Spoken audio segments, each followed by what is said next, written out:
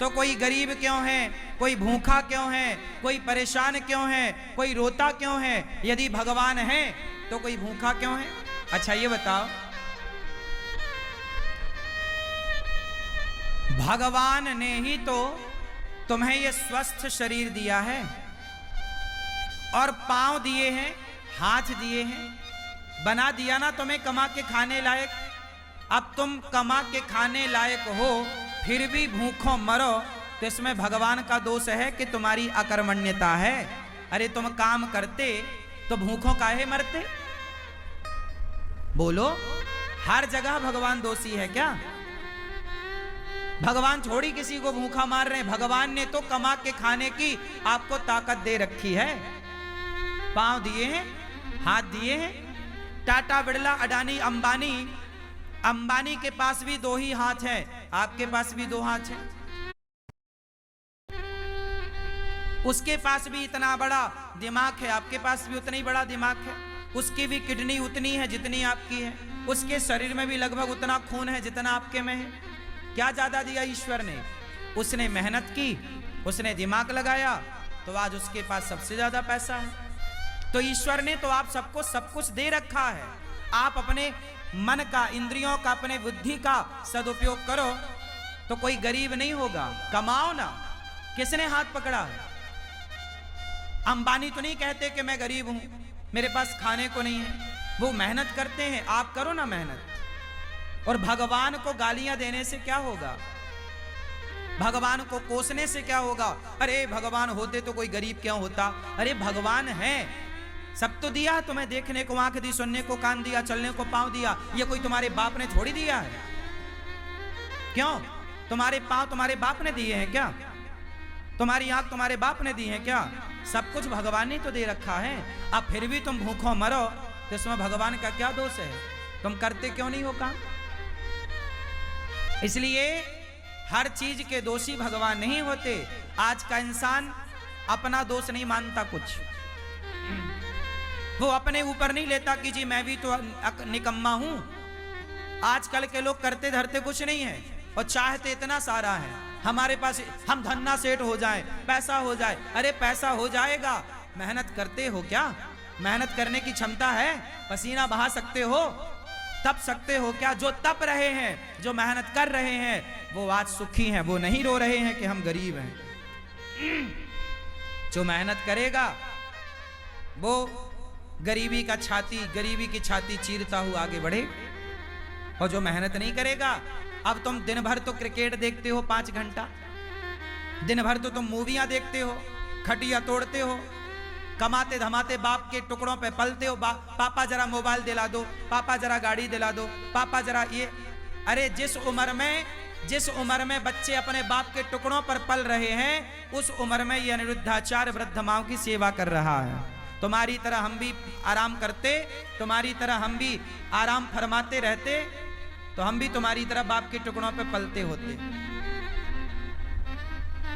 क्यों?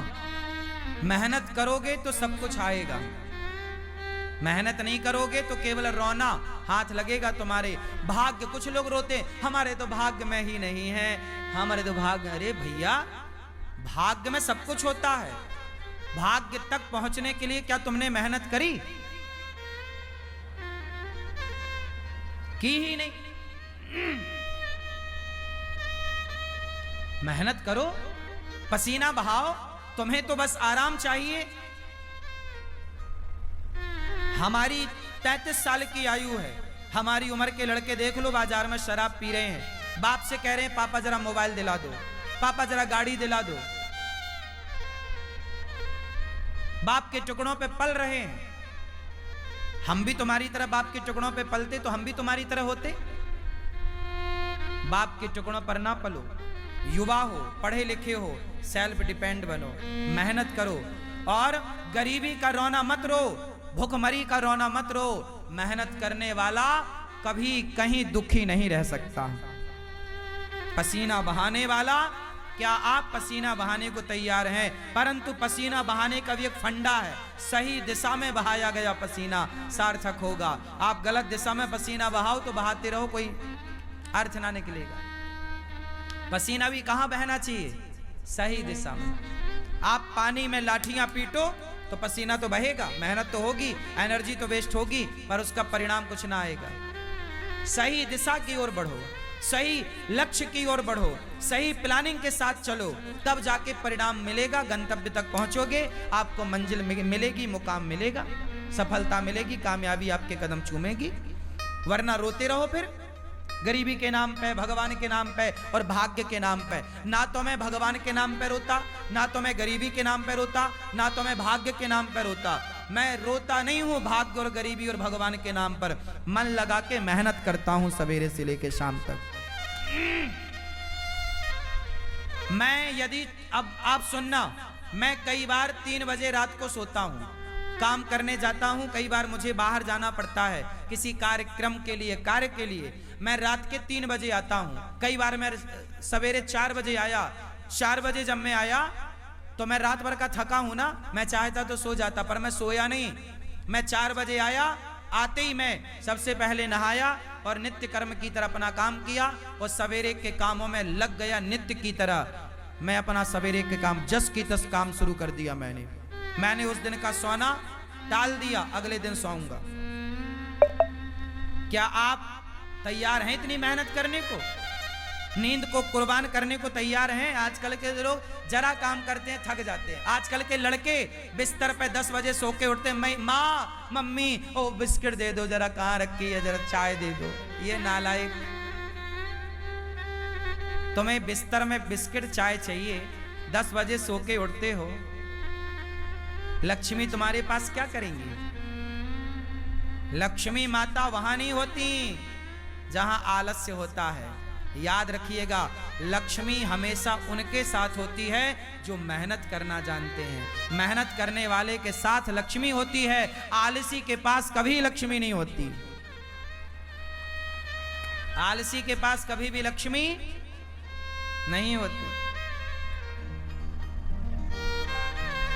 मेहनत करो, पसीना बहाओ,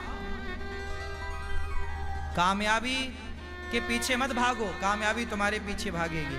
तुम्हारी मेहनत तुम्हारी तस्वीर तकदीर दोनों बदलेगी। मेहनत कौन है? लता जी इतना बढ़िया गाती थी, बताओ लता जी जैसा कौन दूसरा आया? क्योंकि लता जी जैसी मेहनत किसने की, उनके जैसा रियाज किसने किया? हर चीज को मेहनत चाहिए, हर काम को मेहनत चाहिए। बिजनेस करना है तो व्यापार किससे चलेगा? व्यवहार से चलेगा, प्लान से चलेगा, दिमाग से चलेगा। है नहीं दिमाग, प्लानिंग है नहीं, तो कैसे चलेगा? मेहनत करना नहीं है। आज के लड़के 9 बजे सो के उठते हैं, जबकि तुम्हारा बाप जाके 8 बजे दुकान में बैठ जाता है। 8 बजे तो उसका ऑफिस खुल जाता है। अब जो आज के लड़के 10 बजे जागते हैं, वो ऑफिस कब खोलेंगे? तुम्हारा बाप मेहनत करता था तो इतनी संपत्ति बना लिया, तुम अपने बाप की तरह भी ना बना पाओगे। बाप के टुकड़ों पे पलते पलते रहोगे, क्योंकि मेहनत नहीं है ना। और मेहनत होगी तो बाप से ज्यादा भी कमा लोगे। बात सही है?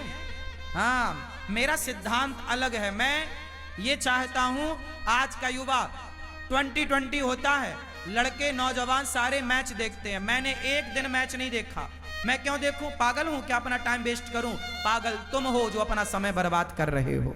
जो अपना समय बर्बाद करे उससे बड़ा मूर्ख कोई नहीं। सबसे बड़ा मूर्ख कौन? उत्तर दो। सबसे बड़ा मूर्ख कौन? जोर से। Golden time. जो अपना समय बर्बाद करेगा वो सबसे बड़ा मूर्ख है। और आज के बच्चे मूवियां देखने में, क्रिकेट देखने में समय इनका सार्थक जा रहा है कि बर्बाद?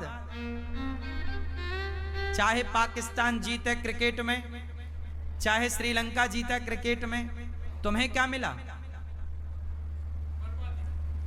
अरे चलो, भारत का मैच है, कभी एक आध देख लिया, चलो हमारा भारत जीत गया, चलो खुशियां मना ली, एक आध देख लिया। ये थोड़ी कि दिन रात तो मैच ही देखो।